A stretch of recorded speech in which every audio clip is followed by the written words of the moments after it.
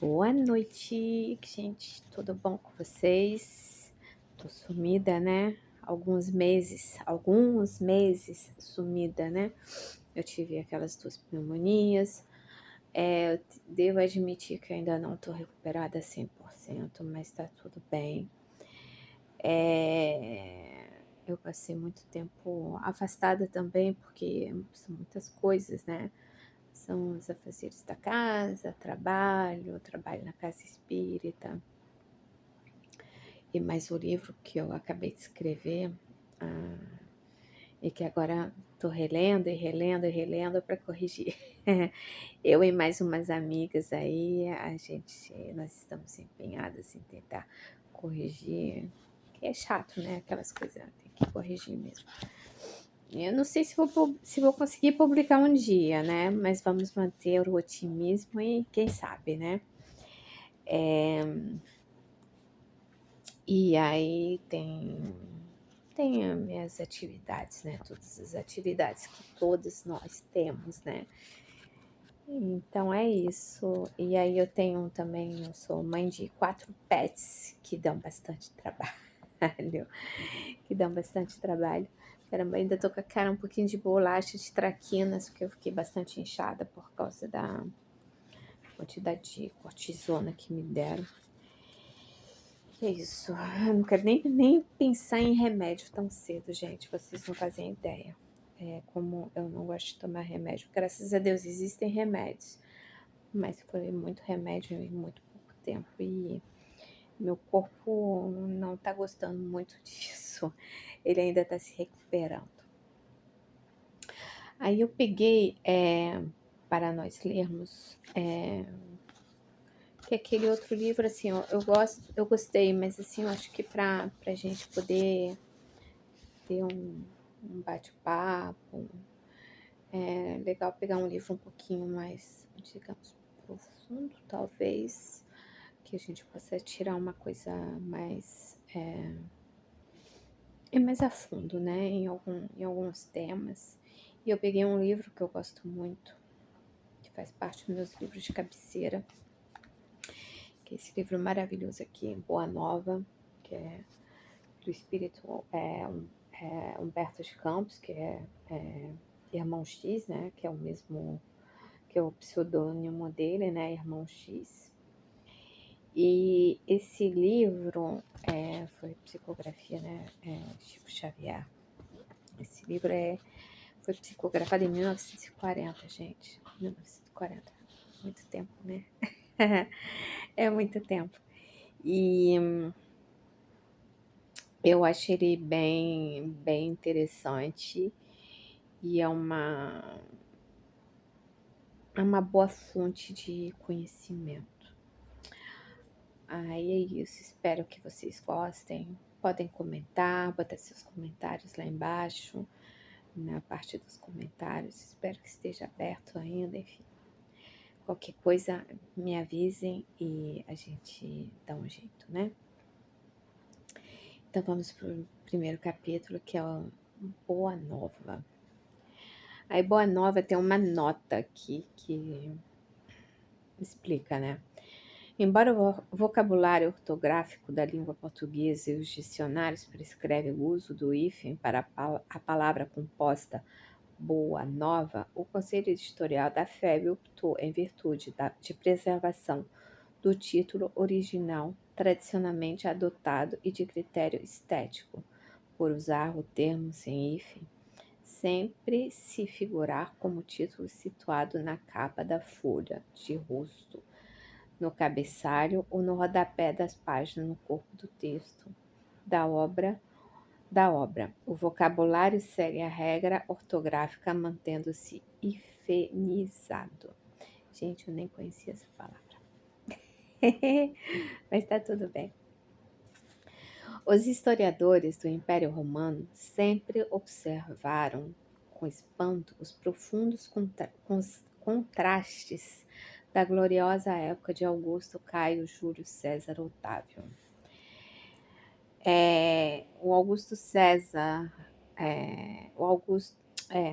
o Caio Júlio César Otávio o Caio Júlio César Octávio Augustus, imperador romano, chamado primeiramente Otávio, depois Otaviano, herdeiro de Júlio César. Foi em Roma, 63 a.C., tá bom? Então, essa é para a parte histórica. Então, Caio Júlio César Otávio chega ao poder, não obstante o lustre de sua notável ascendência por uma série de acontecimentos felizes. As mentalidades mais altas da antiga república não acreditavam no seu triunfo, aliando-se contra a usurpação de Antônio com os próprios conjurados que haviam praticado o assassinato de seu pai adotivo. Suas pretensões sempre foram contrariadas por sombrias perspectivas. Entretanto, suas primeiras vitórias começaram com a instituição do Triunvirato. Triunvirato é o governo formado por 3 homens. E, em seguida, aos desastres de Antônio no Oriente lhe abriram inesperados caminhos. Então, aqui está explicando que ele chegou assim meio ao acaso, né? Onde ele estava. Como se o mundo pressentisse uma abençoada renovação de valores no tempo, em breve todas as religiões se entregavam sem resistência ao filho do soberano assassinado. Uma nova era principiara com aquele jovem enérgico e magnânimo. O grande império do mundo, como que influenciado por um conjunto de forças estranhas, descansava numa onda de harmonia e de júbilo depois de guerras seculares e tenebrosas. Então, ele veio trazendo um vigor novo, né? Uma nova perspectiva, né? Porque a gente sabe que o Império Romano era gigantesco, né? Vamos para a parte histórica, né? O Império Romano era enorme. Ele se estendia do Egito, passava pela Judéia, Roma, a França, né? A atual Bélgica, e aquela parte toda do Mediterrâneo era, assim, foi o maior império, né, que houve na história da humanidade, né, porque para mim, apesar de ter sido acho que é uma época da história bem conturbada em vários sentidos, tinha várias coisas assim bem bárbaras, né, porque era um pouquinho barbárie, mas assim, eles foram muito inteligentes, sábios não, inteligentes, deixaram legados importantes em todos os sentidos para todos nós. E o Caio veio com uma nova perspectiva, né? Então, ele era mais energético, né? E, enfim, vamos continuar. Por toda parte levantavam-se templos e monumentos preciosos. O hino de uma paz duradoura começava em Roma para terminar na mais remota de suas províncias, acompanhado de amplas manifestações de alegria por parte da plebe anônima e sofredora. As cidades dos Césares se povoava de artistas, de espíritos nobres e realizadores. Em todos os recantos permanecia a sagrada emoção de segurança, enquanto o organismo das leis se renovava distribuindo os bens da educação e da justiça. O que eu falei? Eles trouxeram algumas coisas, né? Justiça, educação. No entanto, o inesquecível imperador era franzizo e doente. Os cronistas da época referem-se por mais de uma vez às manchas que lhe cobriam a epiderme, transformando-se de vez em quando em dartros dolorosos. Dartros é nome genérico de diferentes afecções de pele causadas por diversas doenças. É o que eu estava pensando. Urticária, acne, eczema, enfim, esse tipo de doença de pele que a gente tem hoje, que a gente trata facilmente, mas que na época, obviamente, não existia nada, né? Otávio nunca foi senhor de uma saúde completa. Suas pernas viviam sempre enroladas em faixas e sua caixa torácica convenientemente resguardada contra os golpes de ar que lhe motivavam incessantes resfriados.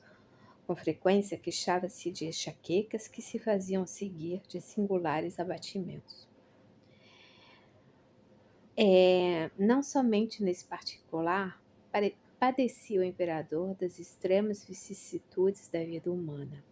Ele que era o regenerador dos costumes, o restaurador das tradições mais puras da família, o maior reorganizador do império, foi obrigado a humilhar os seus mais fundos e delicados sentimentos de pai e de soberano, lavrando um decreto de banimento de sua única filha, exilando-a na ilha de Pantária por efeito de sua vida de condenáveis escândalos na corte. Sendo compelido mais tarde a tomar as mesmas providências em relação a sua neta, notou que a companheira amada de seus dias se envolvia na intimidade doméstica em contínuas questões de envenenamento de seus descendentes mais diretos, experimentando ele, assim, na família, a mais angustiosa ansiedade do coração. Gente, vamos parar para pensar. Imagina esse imperador que chega lá, jovem, com toda a força, toda a vontade, né, de modificar. Roma estava naquela expansão alegre, né, de equilíbrio. Aqui eles falam, né, que é distribuição de bens da educação e da justiça. Então, Roma estava se equilibrando, estava numa fase de riquezas, né? Não somente materiais, mas também de riquezas morais. Por mais que Roma não tenha sido uma era muito moralista, mas assim, tinha uma certa moralidade no fundo. Eles tinham os templos deles, né? Os romanos eram politeístas, né? Mas, e então tinha essa pessoa, né, que trazia com ele uma, uma possível paz duradoura para Roma, para o Império Romano, mas que, em contrapartida, era uma pessoa que era muito sofrida. Ele tinha todas essas doenças, né? Ele tinha doenças que provavelmente ele devia sofrer de. Aqui fala, né? Tinha as doenças da pele, mas ele tinha doenças respiratórias, de repente uma bronquite, asma, alguma coisa assim. Enxaquecas, ele sofria de enxaquecas absurdas. Ele teve que exilar a sua filha, depois teve que exilar a sua neta. Ele teve uma esposa que aparentemente também não era lá aquilo que ele precisava, né? Porque ele tinha uma família que realmente apertava seu coração. E talvez até essas doenças que ele tinha eram por conta desse desequilíbrio familiar que ele tinha, né? A gente sabe o quanto os nossos desequilíbrios psicológicos podem influenciar nas nossos corpos, né? Continuando. Apesar de tudo, seu nome foi dado ao século ilustre que o vira nascer. O século ilustre, a nota o reinado de Augusto marca uma das épocas mais brilhantes da história romana, época de valorização das letras e das artes, século de Augusto. Então, ele foi realmente um imperador bastante amado e bastante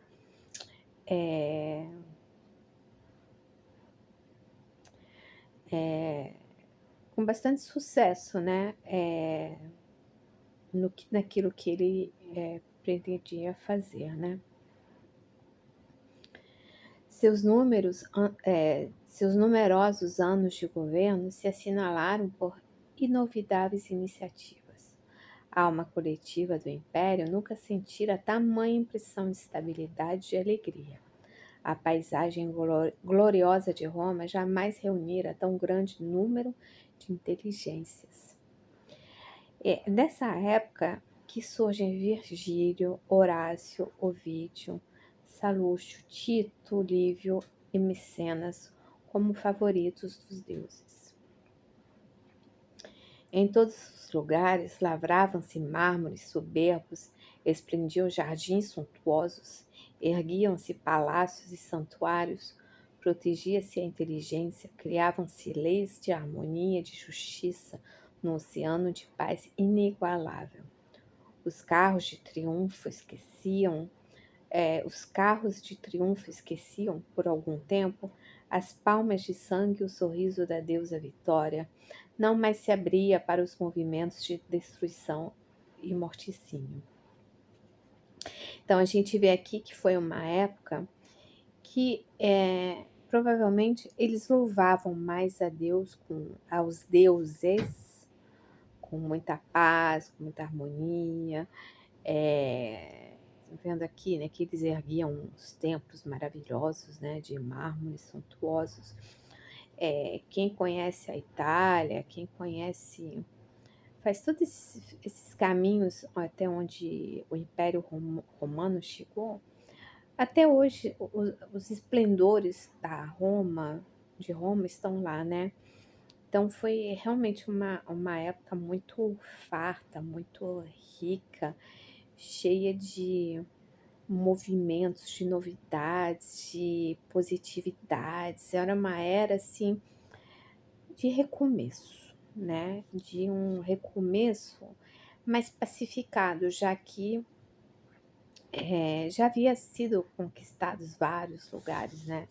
Então era mais a manutenção dessas conquistas, mas de uma maneira mais pacífica, realmente, como a gente percebe aqui, né? Que Augusto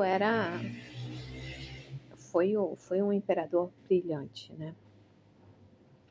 O próprio imperador, muitas vezes, em presidindo as grandes festas populares, com o coração tomado de angústias pelos desabores de sua vida íntima, se surpreendeu testemunhando o júbilo e a tranquilidade geral de seu povo, e sem que conseguisse explicar desculpa, o mistério daquela onda interminável de harmonia, chorando de comoção quando do alto de sua tribuna dourada escutava a famosa composição de Horácio, em que se destacavam esses versos de ai, gente, desculpa, tô com tem uma coceira aqui. De versos e morredora beleza. De morredora beleza. Ó sol fecundo, que com teu carro brilhante abre e fechas o dia, que surge sempre novo e sempre igual, que nunca possas ver algo maior do que Roma. A gente vê aqui o quão Roma era venerada, né? Roma era o centro do mundo, né? Naquela época. E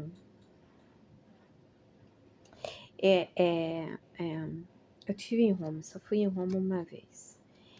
E eu me senti muito emocionada, porque assim, as estradas de pedras foram construídas pelos romanos. Quando a gente vê os palácios, né?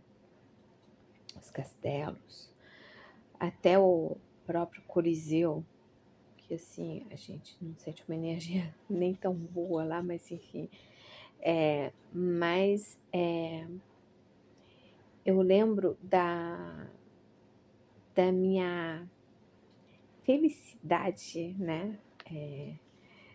Quando eu fui para Roma a única vez, eu tinha 15 anos e tinha estudado toda a história, né, do Império Romano lá no colégio e tem a famosa Via Ápia, que é a estrada que entra, né, cidade de entrada para Roma. E ela tá lá até hoje, de paralelepípedo. Claro, obviamente não são os mesmos paralelepípedos daquela época, mas aquilo me trouxe uma emoção tão grande que eu pensei, gente, como é que pode, como é que foi possível, né, um,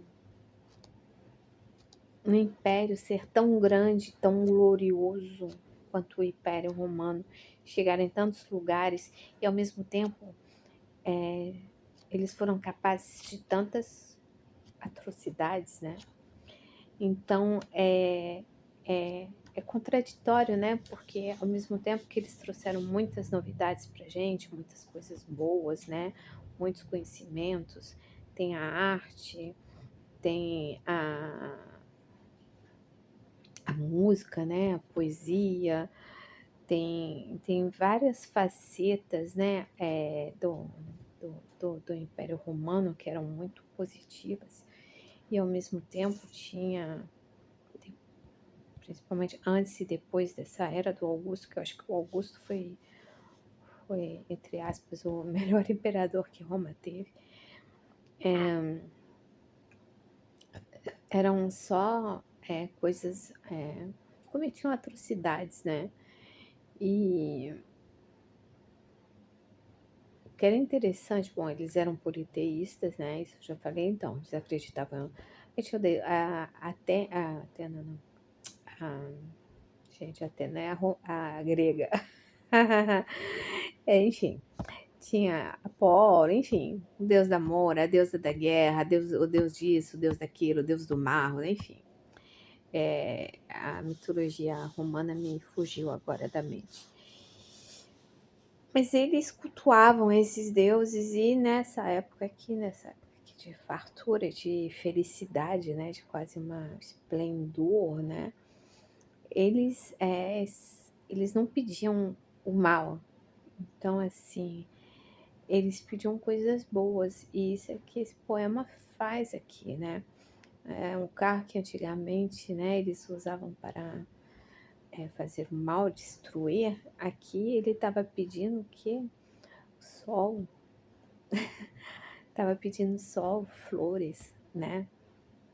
E, e de novo, né, o Augusto, ele presenciava essas situações e realmente devia ser muito angustiante para ele ver o povo dele tão feliz e ele tão infeliz, né? Porque na realidade ele era muito infeliz, né? E, enfim, é, são, são essas coisas que acontecem, né? Que ele era um ótimo imperador, até talvez ele tenha sido um bom imperador por conta desse sofrimento que ele tinha, né?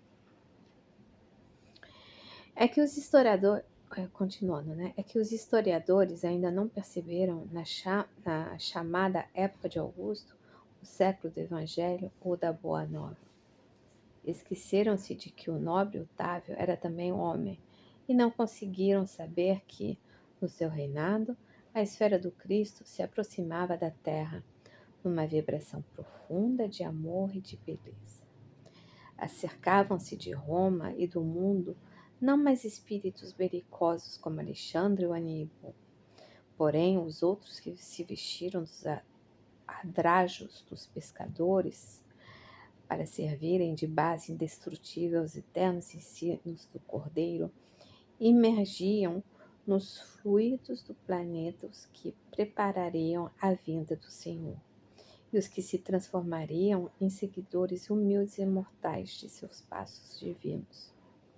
É por essa razão que o ascendente místico que era de Augusto se traduzia na paz e no júbilo do povo que instintivamente se sentia no limiar de uma transformação celestial.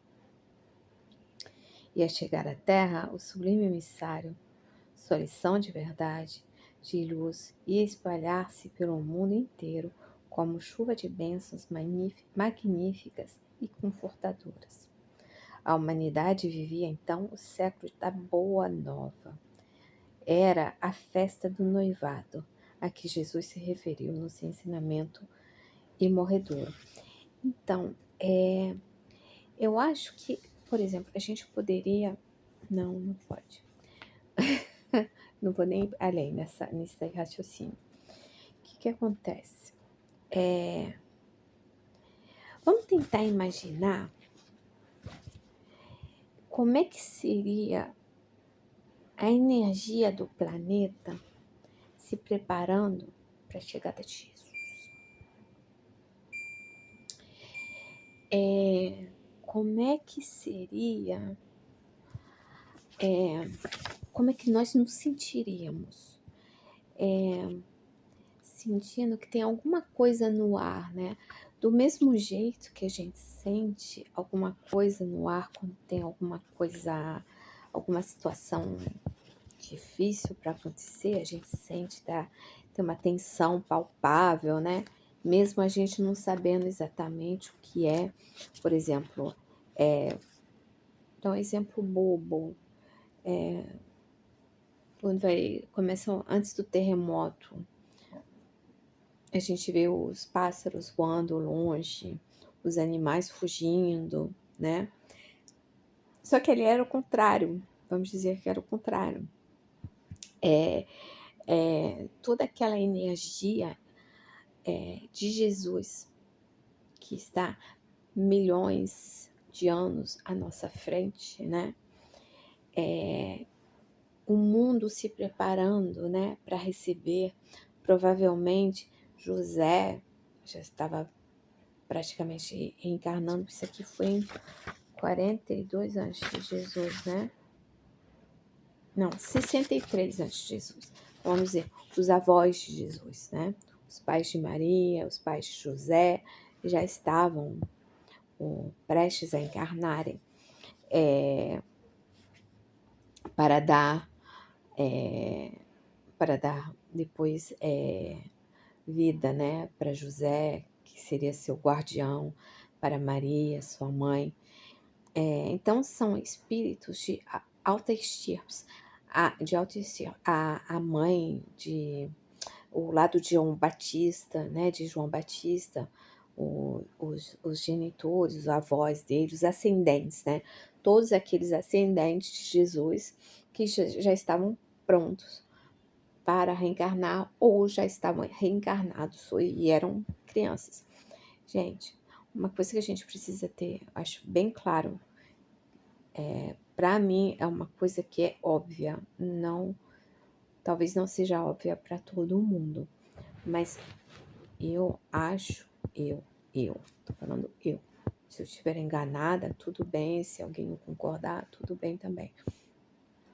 Que esses ascendentes de Jesus, sejam eles seus avós, né, tios, né, os ascendentes de João Batista, os ascendentes de Pedro, enfim, de todo aquele grupo que viria junto com Jesus, creio eu que eram espíritos altamente elevados, porque não tinha como uma Kelly da vida ser a avó de Jesus, ou ser a avó de João Batista, ou ser a mãe de Pedro, ou de Tomé, ou sei lá, ou de Mateus. Não tem como, não tem como. Não, a gente não teria a gente não teria a estrutura espiritual necessária para poder acolher esses espíritos em nosso seio familiar.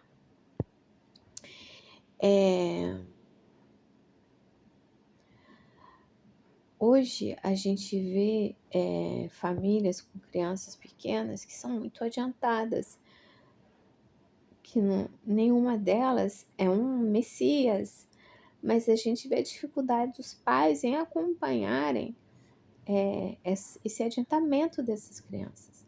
Então, imagine você fazer parte daquele núcleo familiar que vai receber em seu seio o governador do planeta, o arquiteto do planeta, não é só o governador, é o arquiteto. Imaginem como é que devia estar a atmosfera com aqueles espíritos de alta envergadura encarnados.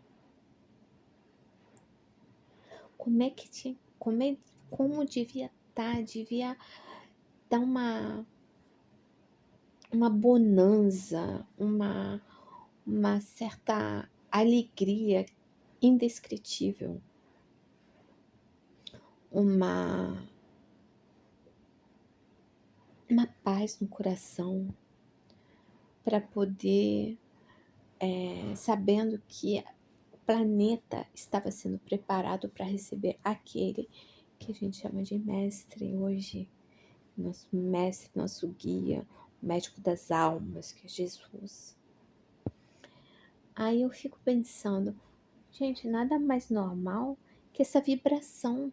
A vibração devia estar muito elevada, porque eles estavam preparando a chegada dele.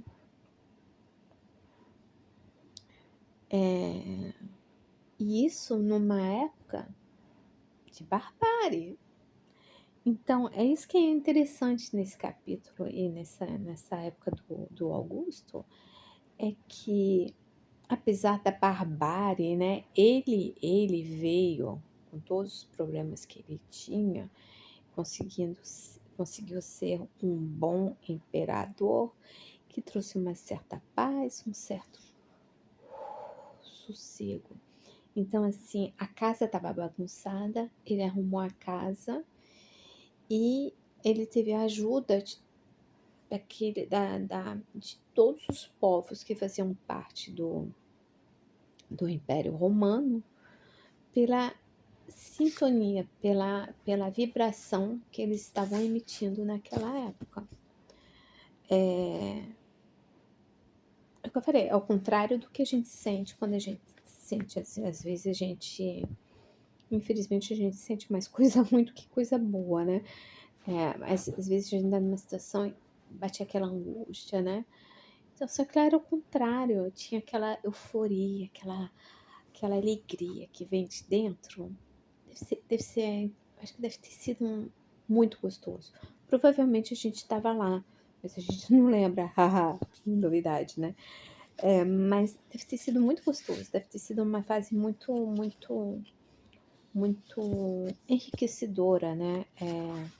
Moralmente, espiritualmente, para todos que vibraram nessa sintonia naquela época.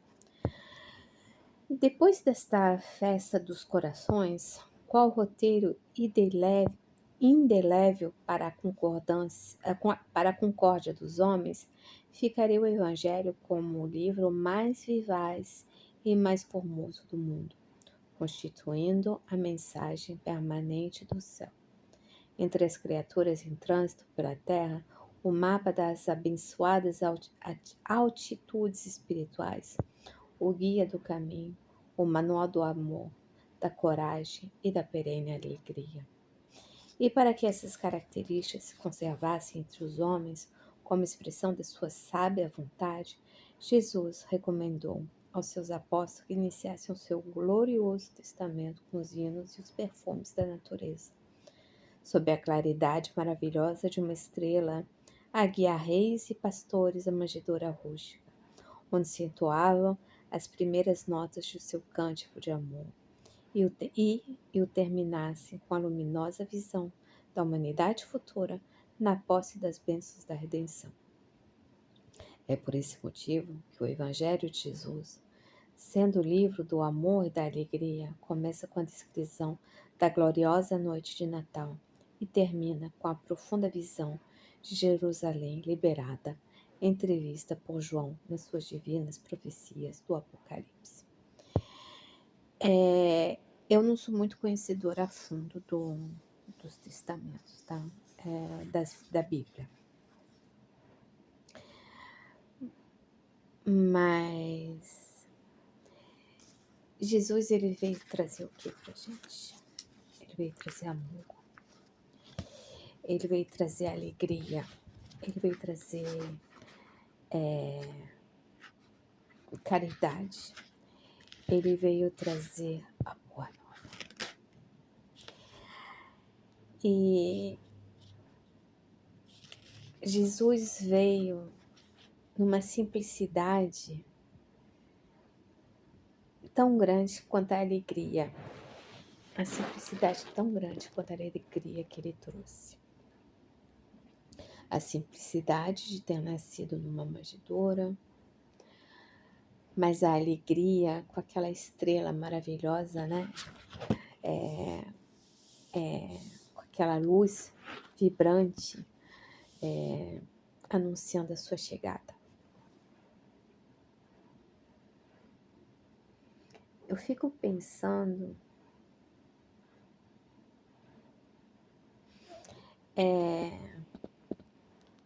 eu sempre, antes de ser espírita, eu sempre levei muito Jesus no meu coração, e Jesus como um homem, realmente é um ser, né, à parte, mas muito simples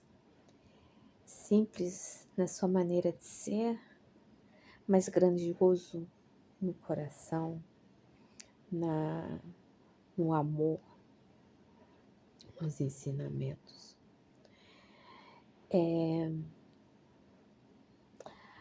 Às vezes, quando a gente lê uma parábola, algum versículo que fala, tem alguma fala de Jesus, a gente fala, é simples, né? É simples? É fácil. Não é fácil, né? Porque quando ele pede pra gente amar a Deus sobre todas as coisas, é o próximo como a si mesmo. A gente ama aquela pessoa que está no espelho. Quando a gente se olha de manhã ou de noite no espelho, a gente ama aquela pessoa que está ali o suficiente. A gente precisa prestar atenção nessas coisas, porque às vezes a gente não se ama o suficiente, a gente não ama a Deus o suficiente. E não amando a Deus o suficiente, não nos amando o suficiente, não somos capazes de amar o próximo. Perdão das ofensas. Eu adoro o diálogo de Jesus com Pedro. Pedro é ele, gente como a gente, né? Pedro estava reclamando de Mateus, né? Que ele não conseguia perdoar Mateus, que ele estava com raiva de Mateus, enfim, aquela coisa toda. E Jesus simplesmente responde para ele: perdoa 70 vezes 7. E esse momento que Pedro entende, né, o que é o perdão, e que ele faz as pazes, entre aspas, com Mateus, gente, é muito emocionante, porque é isso que nós precisamos fazer. Pedro, ele fez as pazes com ele mesmo. Ele se olhou no espelho e falou: caramba, mas eu também estou equivocado. Eu também não sou perfeito. Nós não somos perfeitos, nós não somos equivocados. A gente fala muito, eu vou perdoar, mas nós nos perdoamos? Às vezes a gente faz coisas que a gente acha que tá certo, mas só que não dá certo porque a nossa consciência fala que tá, que não tá. E que nós precisamos nos perdoar, que nós precisamos nos reajustarmos, que nós precisamos nos melhorarmos, que nós precisamos nos olharmos no espelho, e nós não fazemos isso. E a gente acha que, tá bom, o outro tem que me perdoar, mas eu perdoo o outro, eu me perdoo. Aí sim, perdoo da boca para fora. Tô falando isso, tô falando perdão porque eu passei por isso. Eu fui a pessoa que falou: ah, não, eu perdoei. Mas deixa ele lá com o BO dele. Deixa a pessoa lá com a BO dela.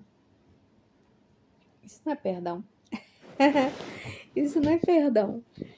Não é mesmo. Isso aí é só Perdão, gente, tô com refluxo ultimamente. Isso é só da boca pra fora. Porque a gente realmente não perdoou. A gente tá lá, né, naquela.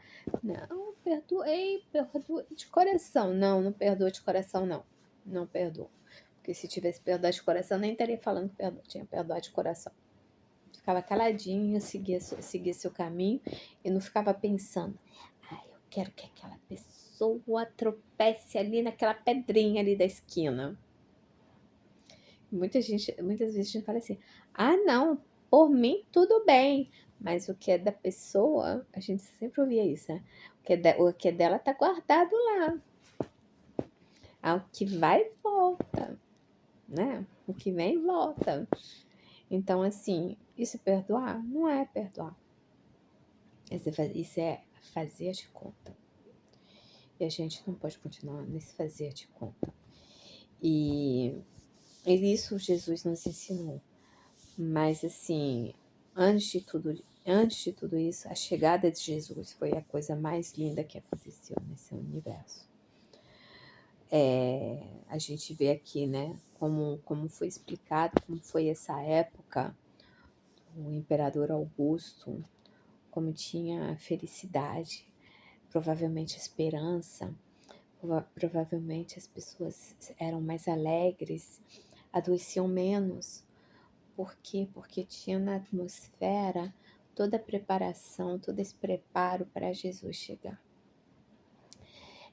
Quando a gente está numa casa espírita, numa igreja, enfim, algum templo religioso, a gente sente uma paz, né? A gente se sente bem. Por quê? Porque ali tem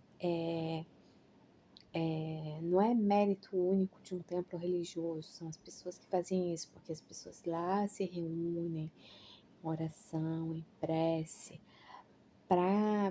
e aí aquela atmosfera está preparada para os espíritos superiores e que abraçam a gente, os espíritos de luz, né, os nossos benfeitores, os benfeitores do local, que abraçam a gente e que nos trazem uma certa felicidade, uma certa paz. E o que acontece? Deve ter sido isso, mas sei lá, vezes zilhões de vezes mais forte que o pessoal sentiu naquela época antes da chegada de Jesus e com a chegada dele. Às vezes eu fico imaginando como deve ter sido chegar perto de Jesus. É igual aquela meditação que eu faço aqui com vocês, né? Muitas vezes, durante aquela meditação, a gente sente uma emoção quando a gente encontra Jesus durante a meditação, uma emoção assim que a gente não tem palavra para descrever, que é aquele amor que vem lá do fundo do nosso coração, que é um amor sem interesse, né? Que é um amor singelo, né? Que é aquilo que a gente deveria sentir todo o tempo todo, com todo mundo. E que a gente não sente. E que a gente não sente nem com a gente mesmo, muitas vezes, né? Então, é isso que eu tinha a falar. Para falar hoje. E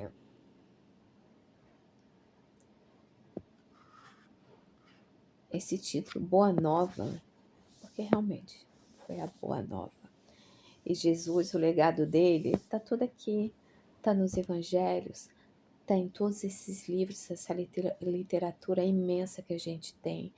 Do Chico, as literaturas que foram trazidas pelo Divaldo, por tantos outros médiuns maravilhosos que sempre nos trazem algum ensinamento. Temos a Bíblia, né? Temos o Pentateuco, que Kardec tão sabiamente montou, né? Trouxe pra gente.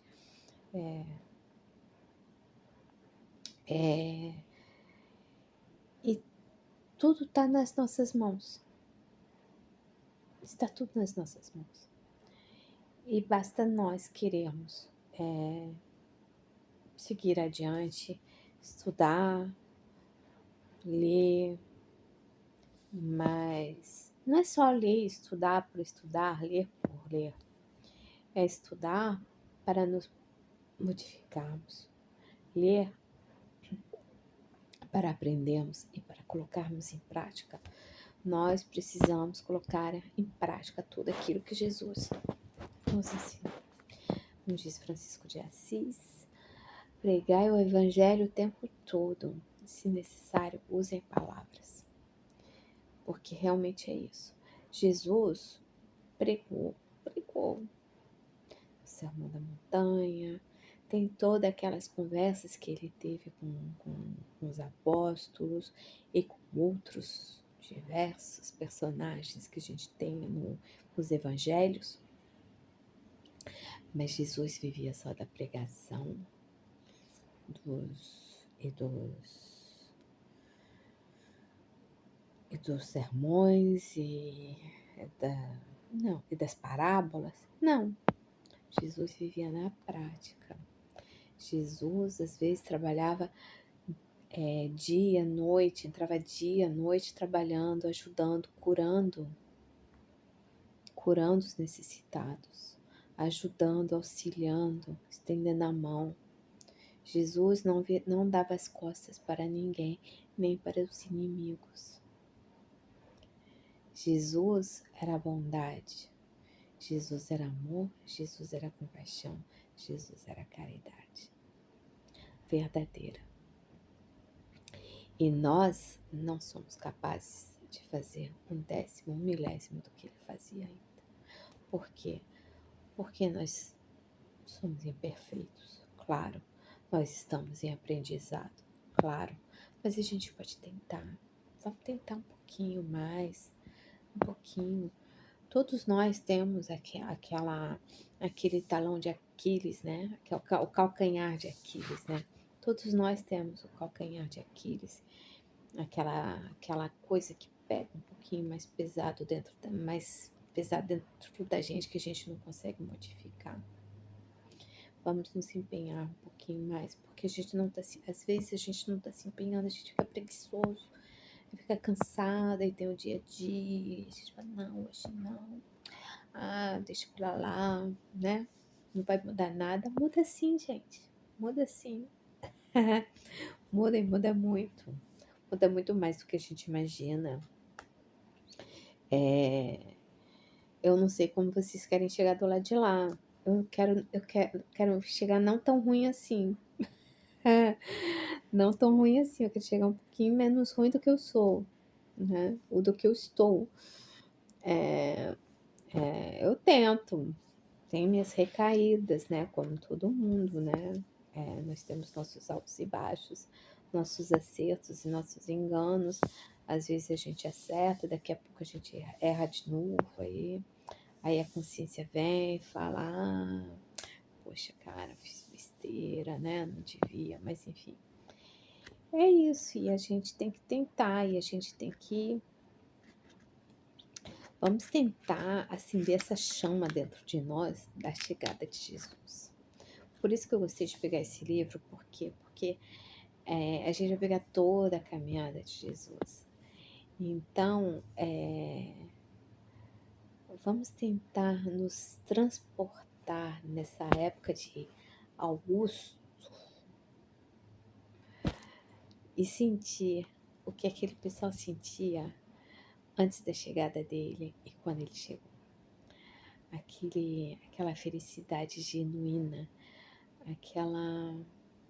eu não tô achando a palavra, gente. Tem uma palavra que tá na ponta da minha língua, mas não tá saindo. Mas enfim,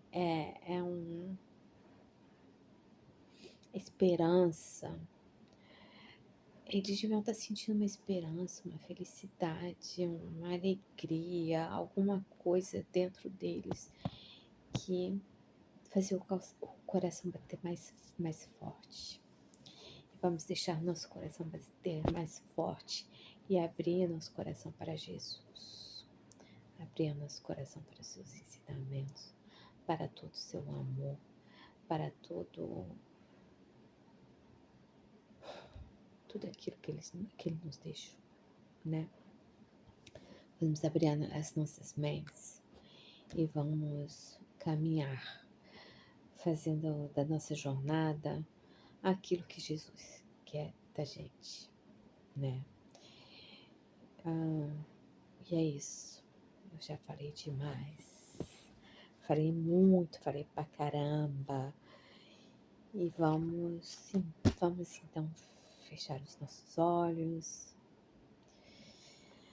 respirar fundo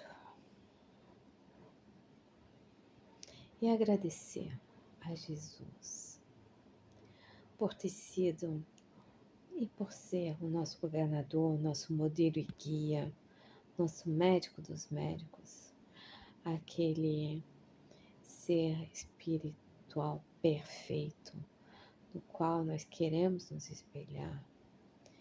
Gratidão a Jesus por nos trazer o Evangelho, por nos trazer a boa nova, por nos trazer tantos ensinamentos. Agradecemos as oportunidades que temos todos os dias de aprender um pouquinho mais com nossos acertos e com nossos enganos, que possamos cada vez mais acertar, que possamos cada vez mais amar, perdoar, que possamos cada vez mais olhar para o nosso irmão com compaixão, que possamos cada vez mais seguirmos os passos do Mestre, seguindo suas pegadas, que possamos cada vez mais sermos gratos da oportunidade que estamos tendo de estar nesta época, neste momento, aqui, estudando tudo que Jesus nos deixou para a nossa evolução, visando que todas as nossas encarnações, cada vez mais seremos melhores, seremos capazes de progredir cada vez mais.